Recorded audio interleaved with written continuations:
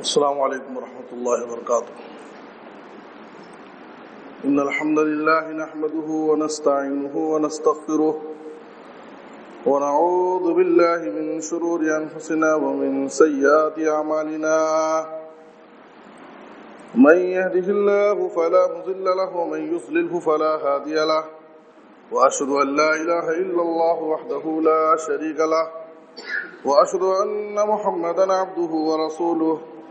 يا أيها الذين آمنوا اتقوا الله حق تقاته ولا تموتن إلا وأنتم مسلمون. يا أيها الناس اتقوا ربكم الذي خلقكم من نفس واحدة وخلق منها زوجها وبث منهما رجالا كثيرا ونساء واتقوا الله الذي تساءلون به والأرحام إن الله كان عليكم رقيبا.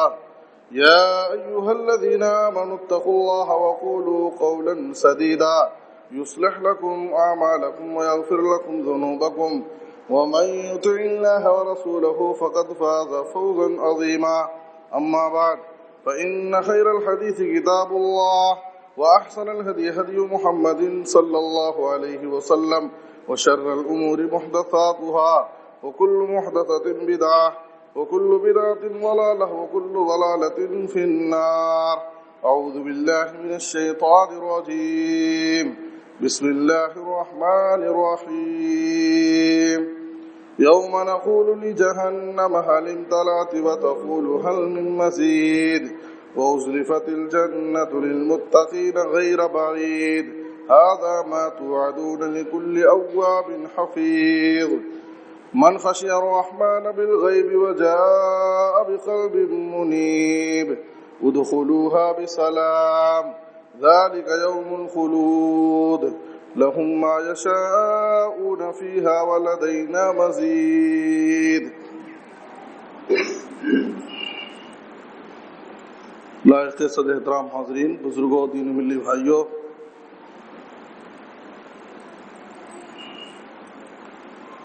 عید قرباں کی مناسبت سے اب تک اس منبر سے کیا کچھ باتیں پیش کی گئی ہیں مجھے اس کا علم نہیں ہے، اور کیا باتیں ضروری ہیں جو بھی باقی ہیں،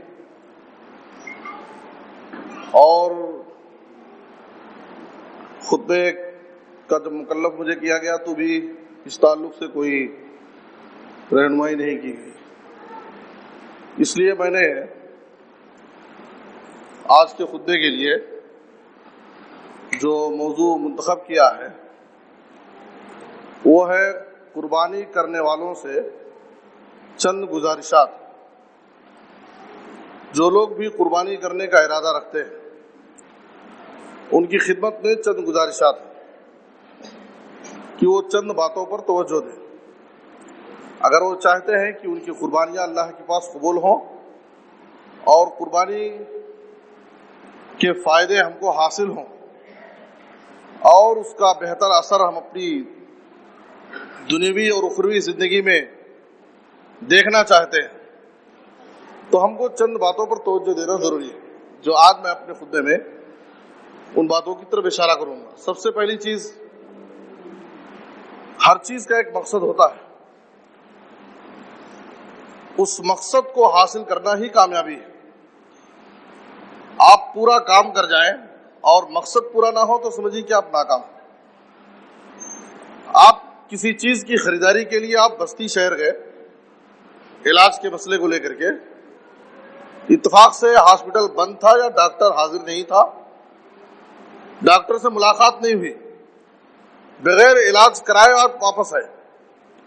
لیکن آپ چونکہ بستی گئے ہوئے تھے، آپ وہاں جا کر کے شاپنگ کر لیے، کچھ خریداری کر لیے، اور آپ کے کوئی رشتہ دار ہیں، کوئی دوست و احباب ساتھی ہیں، ان سے ملاقات آپ نے کر لی، اور بھی بہت سارے کام آپ چونکہ وہاں ایک بڑے شہر میں گئے ہوئے تھے آپ کر لی، واپس آئے. واپس آنے کے بعد آپ کو افسوس ہوتا ہے. گھر کے لوگ پوچھتے ہیں کیا کام ہو گیا، تو آپ بولتے ہیں کام نہیں ہوا. آپ کا جواب یہ ہوتا ہے کہ کام نہیں ہوا. کیوں؟ اس لیے کہ حالانکہ اس سفر میں آپ نے بستی جا کر کے کئی کام کیے، لیکن جو اصل کام تھا وہ کام نہیں ہوا. تو آپ یہ سمجھتے ہیں کہ میرا یہ سفر ناکام ہو. مقصد پورا نہ ہونے کی وجہ سے، جبکہ اس سفر میں آپ نے کئی کام کیے ہیں اور وہ آپ کے لیے ضروری تھا، لیکن مقصد پورا نہ ہونے کی وجہ سے آپ اپنے اس سفر کو ناکام سمجھتے ہیں. تو اسی طریقے سے ہم جانور ذبح کرتے ہیں، گوشت کھاتے ہیں، ذخیرہ اندوزی کرتے ہیں، جماتے ہیں اور تقسیم کرتے ہیں، سب کچھ کرتے ہیں، لیکن کیا قربانی کا جو مقصد ہو وہ مقصد ہم حاصل کرتے ہیں؟ مقصد اگر قربانی کا ہم نے حاصل نہیں کیا تو اسی طریقے سے جس طرح سے ہم سفر کر کے علاج نہ ہونے کی وجہ سے، مقصد پورا نہ ہونے کی وجہ سے اپنے آپ کو ہم ایک چھوٹے سے معمولی سفر میں ناکام سمجھتے ہیں، اسی طریقے سے آپ یہ سمجھیں کہ ہم نے جانور تو ذبح کر لیا، اس کے پیچھے 10-20 ہزار ہم نے خرچ کر دیا، گوشت کھا لیے، کھلا دیے، لیکن اگر مقصد پورا نہیں ہوا تو سمجھیے کہ ہم ناکام، ہماری ساری محنت بیکار. اسی لیے میرے بزرگوں اور دوستوں، قرآن مجید میں اللہ تعالیٰ نے ہمیں اسی بات کی طرف توجہ دلایا. سورہ حج کی آیت نمبر 37 میں اللہ تعالیٰ نے کیا فرمایا؟ لَن يَنَالَ اللَّهَ لُحُومُهَا وَلَا دِمَاؤُهَا وَلَكِن يَنَالُهُ التَّقْوَى مِنكُمْ. اے لوگوں، جو تم اللہ کی راہ میں جانور ذبح کرتے ہیں، تمہارے جانور کا گوشت، اس کا خون اللہ کو نہیں پہنچتا. اللہ کو کیا چیز حاصل ہوتی ہے؟ اللہ رب العالمین کو تمہاری اس قربانی سے اللہ تعالیٰ تقوی چاہتا کہ تمہارے دل میں اللہ کا تقوی پیدا ہو، تم متقی بن جاؤ. اور یہی مقصد اسلام کی بڑی بڑی عبادتوں کا. آپ نے روزے کے مقصد کو سنا ہے، حج کے مقصد کو سنا ہے. اسلام کی بڑی بڑی عبادتوں کا یہی مقصد ہے کہ روزہ رکھ کر کے، حج کر کے، قربانی کر کے ہم متقی بن جائیں. ہماری زندگی اللہ سے ڈر کر زندگی ہم گزارنے والے ہیں، اللہ سے ڈر خوف کے ساتھ ہم اپنی زندگی گزارنے والے. یہ ہے تقوی، اور یہی ہماری قربانی کا مقصد ہے کہ ہم متقی بنیں، ہماری زندگیوں میں ڈر پیدا ہو اللہ ہے اور ہم اللہ سے ڈر کر زندگی گزارنے میں اللہ کی اطاعت اور اس کی فرما برداری اور شریعت نے جن چیزوں سے منع کیا اس سے رکنے کا جذبہ ہمارے اندر. آپ اس روئے زمین پر، اس دنیا انسانیت میں، انسانی تاریخ کی سب سے پہلی قربانی پر اگر آپ غور کریں گے جو آدم کے 2 بیٹے حابیل اور قابیل نے پیش کی تھی، تو اس تناظر میں بھی اللہ تعالیٰ نے کیا فرمایا؟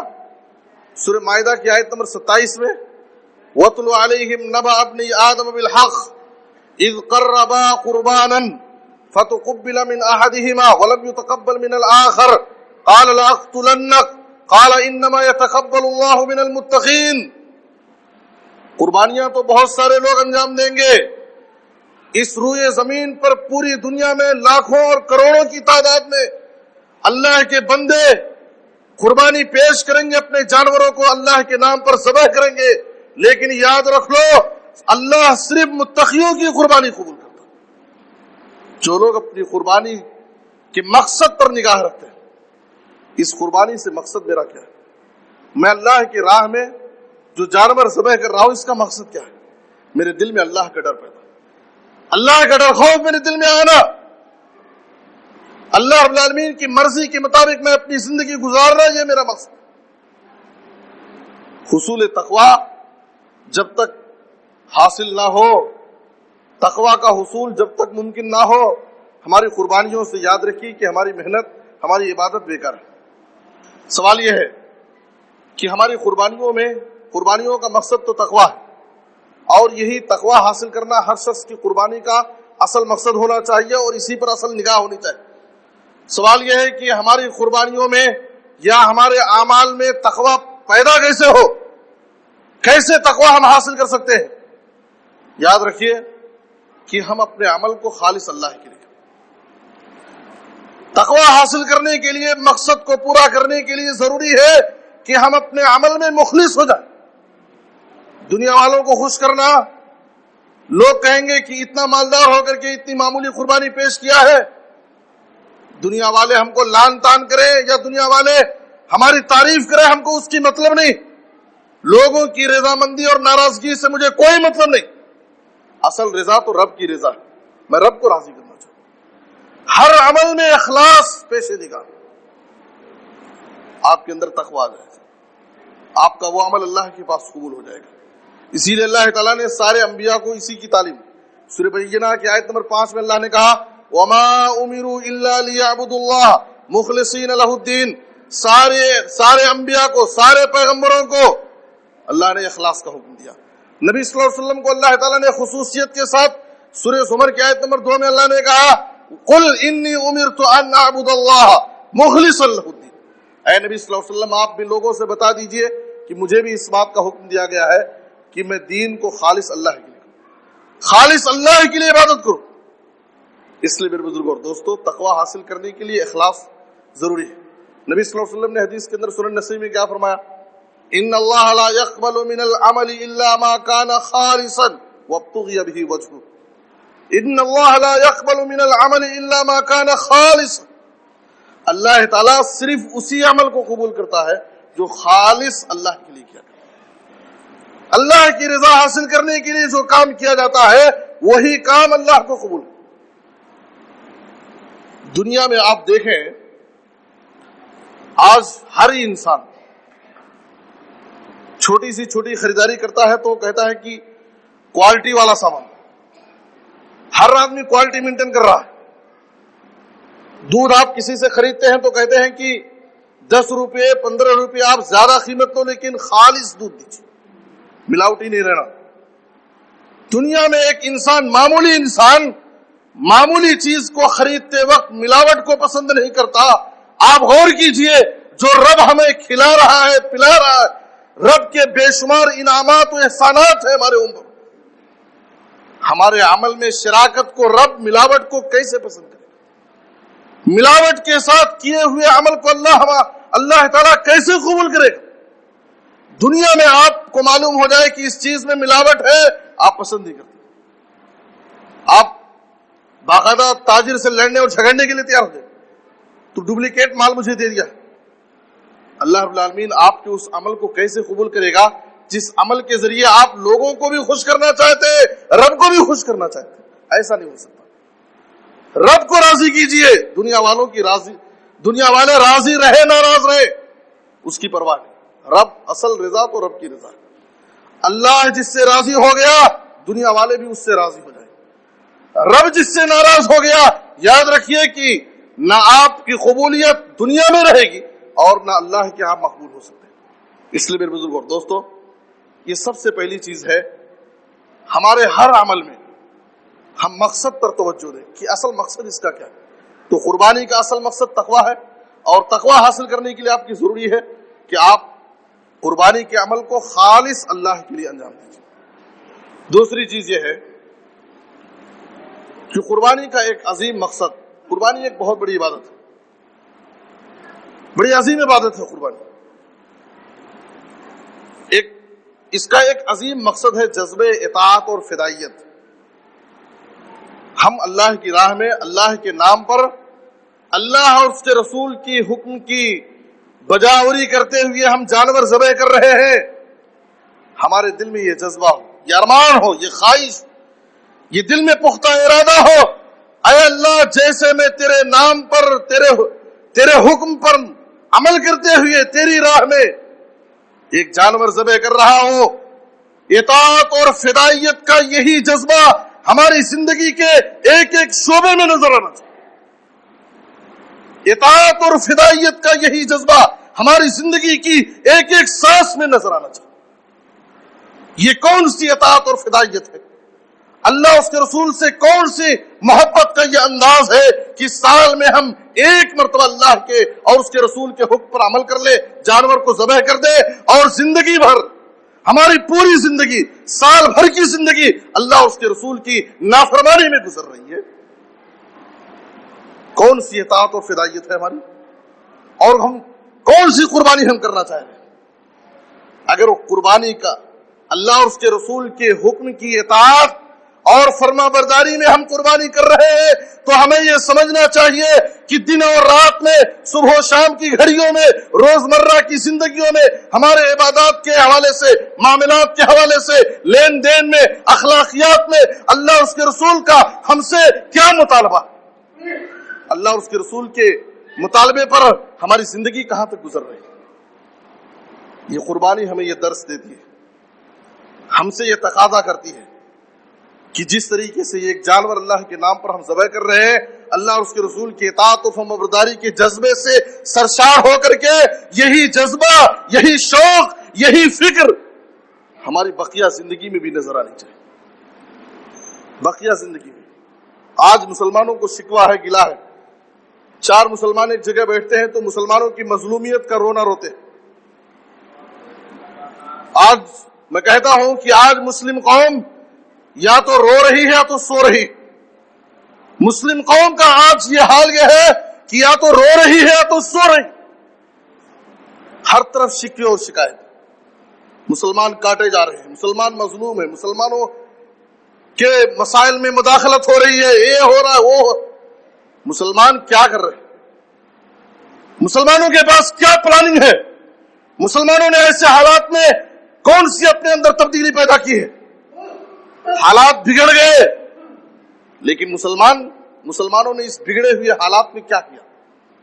ہمارے پاس کیا لاہ عمل ہے، کیا منصوبہ ہے؟ ہمارے اندر اپنی ذات میں کیا تبدیلی ہم نے اپنے اندر پیدا کی؟ میرے بزرگوں اور دوستو، آج ہمیں شکوہ ہے، رحمتیں ہیں تیری اغیار کے کاشانوں پر، برق گرتی ہے تو بیچارے مسلمانوں پر۔ آج ہمیں اس بات کا شکوہ تو ہے، لیکن ہم یہ نہیں سوچتے کہ آخر اللہ کی رحمتیں ہمارے اوپر کیوں نہیں نازل ہو، اللہ کی نصرت و مدد سے ہم محروم کیوں ہو رہے، عزت اور سربلندی کا جو وعدہ مسلمانوں کے لیے تھا وہ کیوں نہیں ہے؟ سورہ ال عمران کی آیت نمبر 132 پڑھیے، اللہ فرماتا ہے وَأَطِيعُوا اللَّهَ وَالرَّسُولَ لَعَلَّكُمْ تُرْحَمُونَ۔ اے دنیا کے مسلمانوں، اے لوگوں، اگر تم اللہ کی رحمت چاہتے ہو، اللہ اور اس کے رسول کی اطاعت، اللہ اور اس کے رسول کی اطاعت کا جذبہ تمہارے اندر پیدا ہو جائے، اللہ نے تمہارے لیے تو سب کچھ وعدہ کیا، یہ زمین، یہ کائنات، یہ مخلوق، یہ شجر و حجر، یہ سب کچھ تمہارے لیے بنائے، لیکن تم اس لائق ہو جاؤ کہ ان سے فائدہ اٹھاؤ، تم ان چیزوں کو جو اللہ نے تمہارے لیے پیدا کیا ہے، تم اپنے آپ کو اس قابل بناؤ کہ ان کو استعمال کر سکو۔ میرے بزرگوں اور دوستو، میں عرض کر رہا تھا کہ قربانی کا ایک عظیم مقصد جذبہ اطاعت اور فدائیت ہے۔ اطاعت اور فدائیت کا یہ جذبہ، اللہ اور اس کے رسول کے حکموں پر قربان ہو جانا، اللہ اور اس کے رسول کے حکموں پر قربان ہو جانا، قربان ہو جانے کا یہ جذبہ ہماری زندگی کی ایک سانس میں نظر آنا چاہیے۔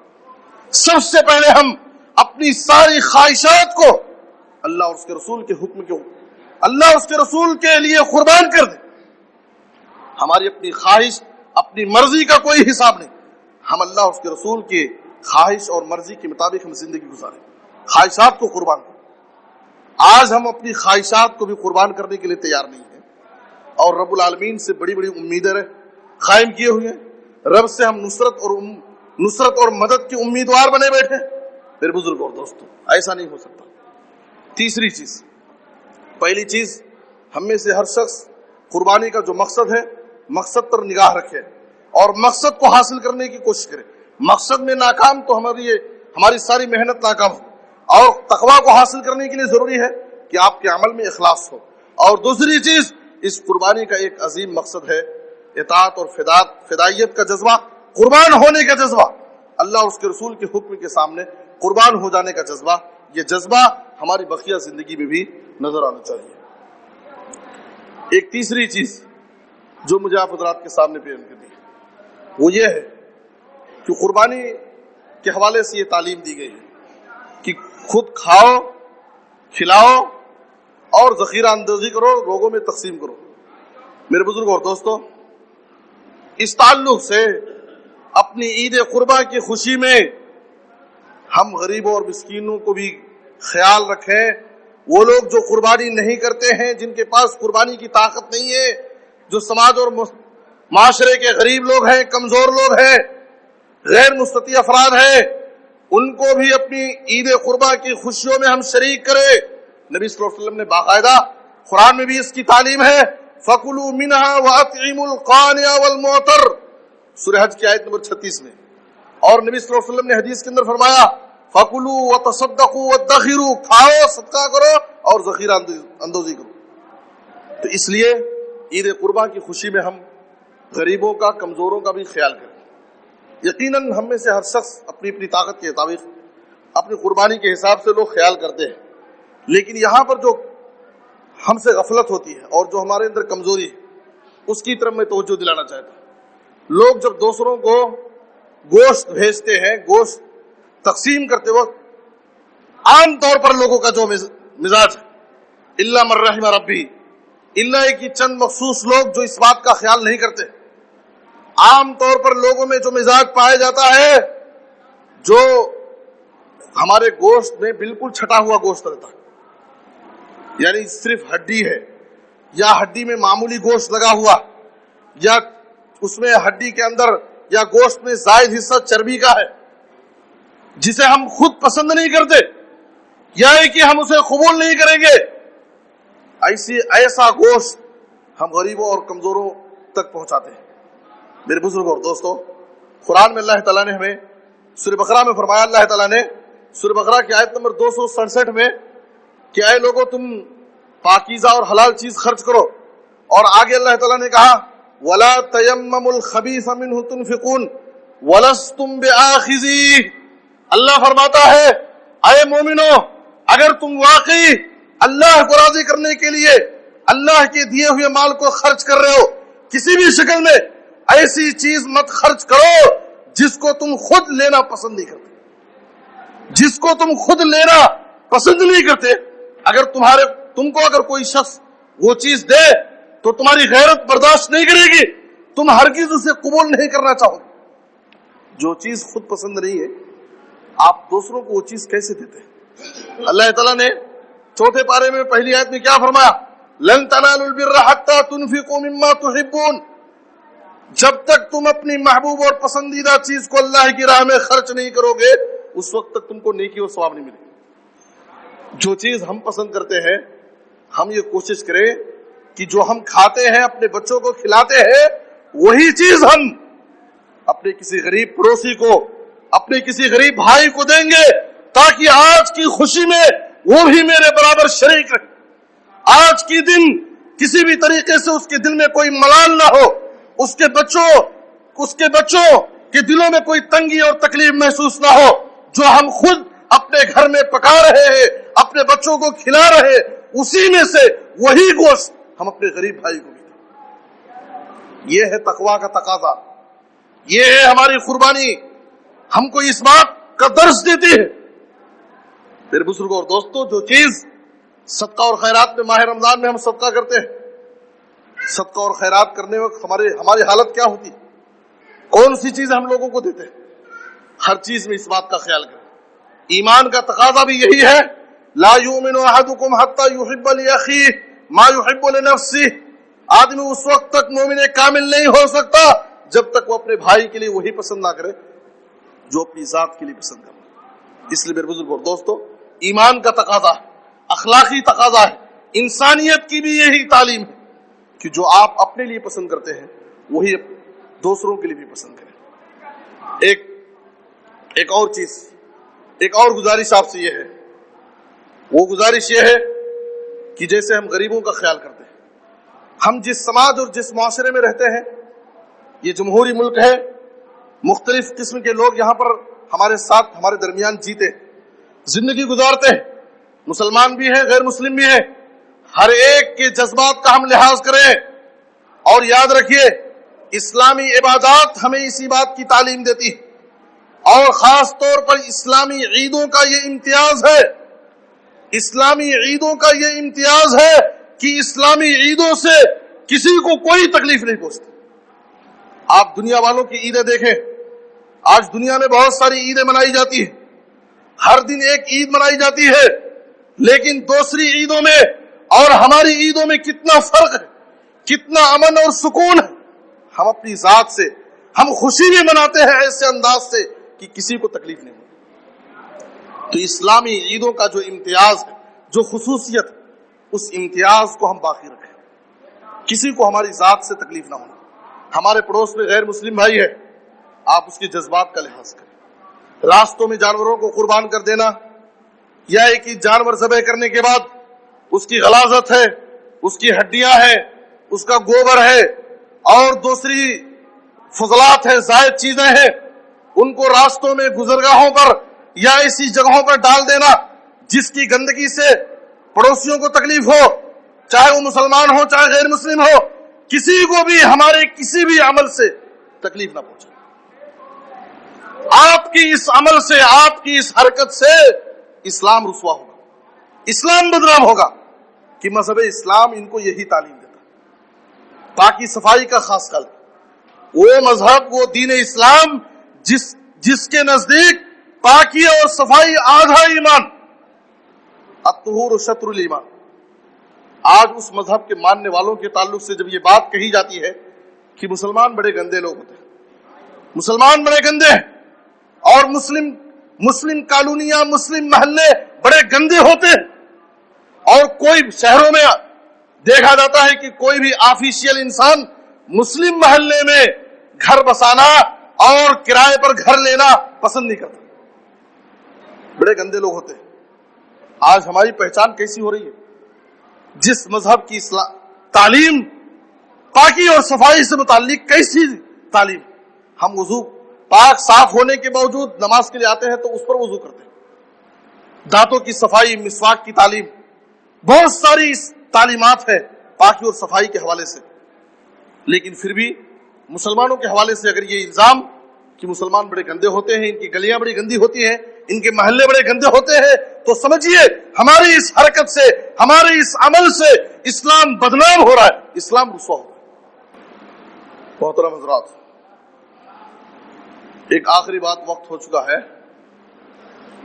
جناب محمد الرسول اللہ صلی اللہ علیہ وسلم نے فرمایا، صحیح مسلم کی حدیث ہے، ان اللہ طیب لا يقبل الا طیبا وان اللہ امر المؤمنین بما امر به المرسلین وقال یا ایھا الرسل کلوا من الطیبات واعملوا صالحا وقال یا ایھا الذین آمنوا کلوا من طیبات ما رزقناکم ثم ذکر الرجل اشعث اغبر یمد یدیہ الى السماء فیقول یا ربی ومطعمہ حرام وملبسہ حرام ومشربہ حرام وغذی بالحرام فأنی یستجاب لذلک.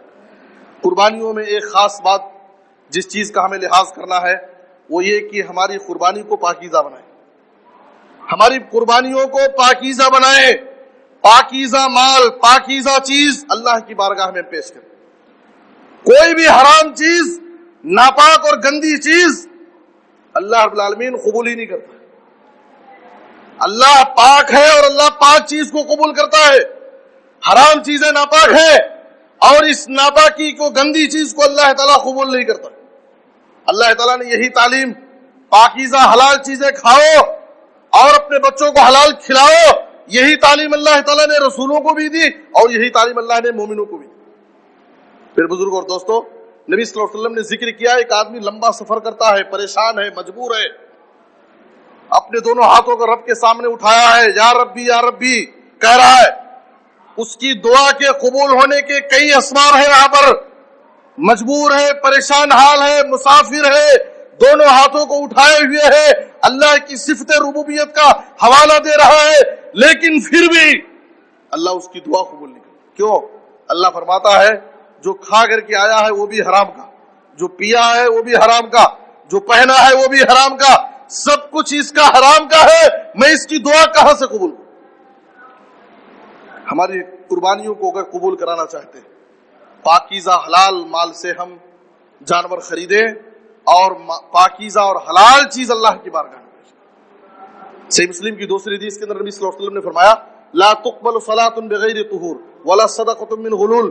کوئی بھی نماز بغیر پاکی کے قبول نہیں ہوتی، اور کوئی بھی صدقہ، جو صدقہ مال غنیمت میں سے خیانت کر کے، حرام طریقے سے لا کر کے اس میں سے اگر کوئی صدقہ کر رہا ہے تو ایسا صدقہ قبول نہیں. حرام پیسہ کما کر کے لا کر کے آدمی بڑے جذبے سے ایک نہیں 2-4 قربانیاں کر رہا ہے، اللہ کے پاس قبول نہیں. کتنا بھی آپ اخلاص پیدا کریں. اس لیے میرے بزرگ اور دوستو، حلال اپنی زندگیوں میں حلال روزی لائیں، حرام سے بچیں. یاد رکھیے حلال روزی کے اچھے اثرات آپ کی زندگی میں، آپ کی تجارت میں، کاروبار میں، آپ کے بیوی بچوں کی زندگی میں، آپ کی لائف کی زندگی میں، آپ کی زندگیوں میں اس کے اچھے اثرات مرتب پڑیں. لیکن حرام خوری کے برے اثرات کاروبار پر، ہماری اپنی انفرادی زندگی میں، بیوی بچوں کی زندگی میں، ہر جگہ اس کے برے اثرات پڑتے ہیں، بلائیں آتی ہیں. اس لیے ہم اس سے باز رہیں. اقول لکم ما تسمعون واستغفر اللہ لی ولکم ولسائر المسلمین من کل ذنب فاستغفروه انه هو الغفور الرحیم. عباد اللہ قوموا الی الصلاۃ.